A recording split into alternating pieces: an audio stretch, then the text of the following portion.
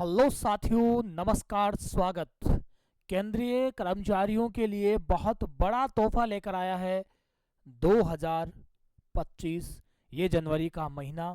जी हाँ साथियों, मेरे पीछे लिखे हुए कुछ लाइंस आपको दिख रहे होंगे। वेतन आयोग, पहला वेतन आयोग, सातवां वेतन आयोग, आठवां वेतन आयोग, कितनी रहेगी सैलरी, क्या होने वाले हैं बदलाव, कब से होने वाले हैं बदलाव, इन सारी चीज़ों के बारे में हम एक बार जानेंगे। केंद्र में कार्यरत सभी कर्मचारियों के लिए, जो अभी ऑन ड्यूटी है उनके लिए भी, और जो पेंशनर है उनके लिए भी, यानी कि जो पेंशन या रिटायर्ड हो चुके हैं उनके लिए भी बहुत बड़ा बेनिफिट लेकर आ रहा है ये वेतन आयोग।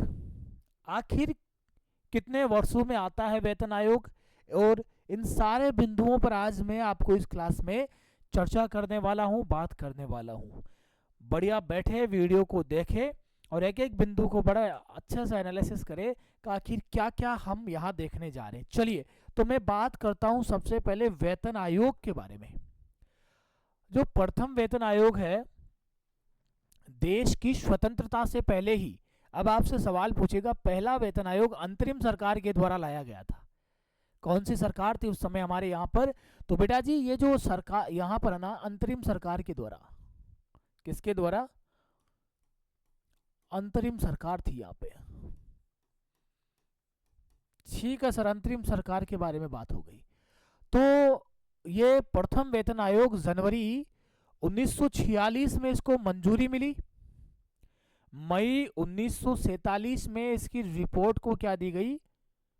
हरी झंडी दी जाती है। और बेटा जी, श्रीनिवासन वारदायरी की अध्यक्षता के अंदर बेटा जी इस पहले वेतन आयोग का गठन किया गया। फिर जैसे जैसे महंगाई बढ़ती है, समय की मांग होती है, कार्यरत व्यक्तियों के, कार्यरत कर्मचारियों के वेतन में भी वृद्धि की जाती है। तो यहाँ एक प्रचलन सा आ गया है, नियम सा बन गया कि हर 10 साल में इसके ऊपर कोई ना कोई प्रतिक्रिया सरकार के द्वारा दी जाती है या नए वेतन आयोगों का गठन किया जाता है। ये पहला वेतन आयोग गठन होने के बाद अभी केंद्रीय सरकार के जो कर्मचारी है वो 7वें वेतन आयोग के तहत अपनी सैलरी, अपने भत्ते, ये सारी की सारी सुविधाएं क्या है, भोग रहे हैं, उपभोग कर रहे हैं।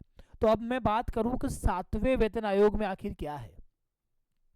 तो जो 7वां वेतन आयोग है वो 25 सितंबर 2013 को इसके गठन को मंजूरी मिली थी, और बचा 29 जून 2016 को इसकी रिपोर्ट को स्वीकार कर लिया गया था। ये जनवरी में रिपोर्ट दी गई। तो बेटा जी, कब से आरंभ माना जा रहा है ये? इसको जनवरी 2016 से इसे हम लागू किया गया था। जनवरी 2016 से इसे लागू किया था। जब 10 वर्षों तक के लिए ये लागू हुआ है, तो 1 जनवरी 2016 से लागू हो गया।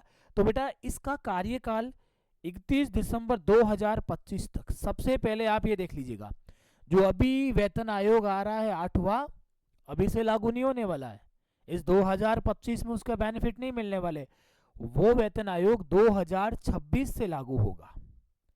अभी वेतन आयोग के लिए क्या हुआ है, तो फिर ये इतना हा हुल्लड़ क्यों, आखिर क्या किया गया है आज ऐसा? चलिए उसके बारे में भी हम अभी बात करेंगे।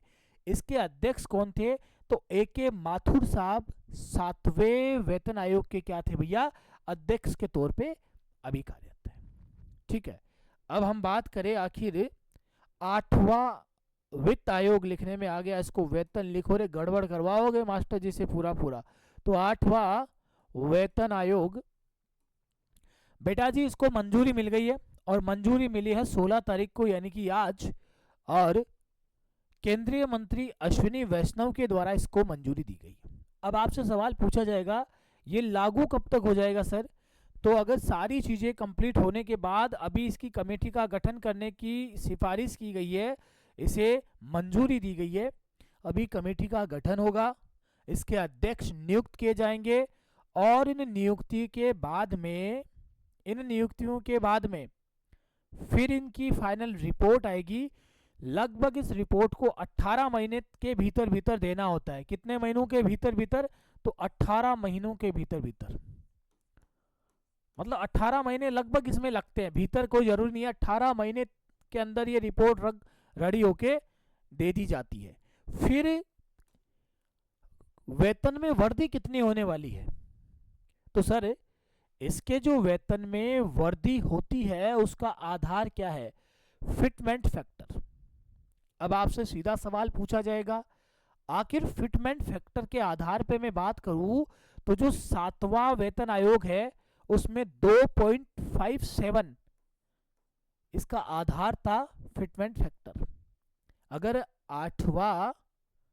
आठवां वेतन आयोग के अंदर संभावित क्या रहेगा?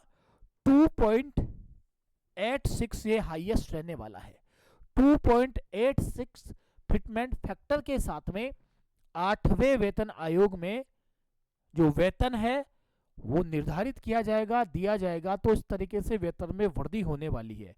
और क्या है, जैसे मान लीजिएगा किसी भी व्यक्ति की वर्तमान, केंद्रीय कर्मचारी की वर्तमान में सैलरी L1, मानना क्या, L जो लेवल 1 के कर्मचारी है उनका 18,000 रुपये है, बेसिक सैलरी है 18,000 रुपये है। अगर ये 8वां वेतन आयोग जिस तरीके से हम बात कर रहे हैं और जो अभी सिस्टम चल रहा है, अगर ये सारी चीज़ें संभवतः इसी तरीके से रही तो ये सैलरी इनकी कितनी होने वाली है? जस्ट डबल इनकी सैलरी होने वाली है। ऐसा कहा जा रहा है कि लगभग 50-51 हज़ार से कम किसी भी कर्मचारी की सैलरी नहीं रहने वाली है, ये संभावनाएं जताई जा रही है। तो अब जो भी केंद्रीय कर्मचारी है उनके लिए ये बहुत बड़ा तोहफा है। तो सर मान लीजिए कोई केंद्रीय कर्मचारी अभी 2025 में रिटायरमेंट पे है, तो उसको वर्तमान समय के हिसाब से, जैसे कि मान लीजिए पेंशन अभी उसकी क्या बनती है, तो इस 8वें पे कमीशन के आधार पर उसकी पेंशन में वृद्धि कर दी जाएगी। ठीक है। और जो वर्तमान में कार्यरत है तो उनकी सैलरी में उस तरीके से वृद्धि कर दी जाएगी। तो केंद्र के कर्मचारी चाहे वो वर्तमान में ड्यूटी पर हो या फिर ड्यूटी पर बाहर हो, उनके लिए क्या है, ये बहुत बड़ा तोहफा है।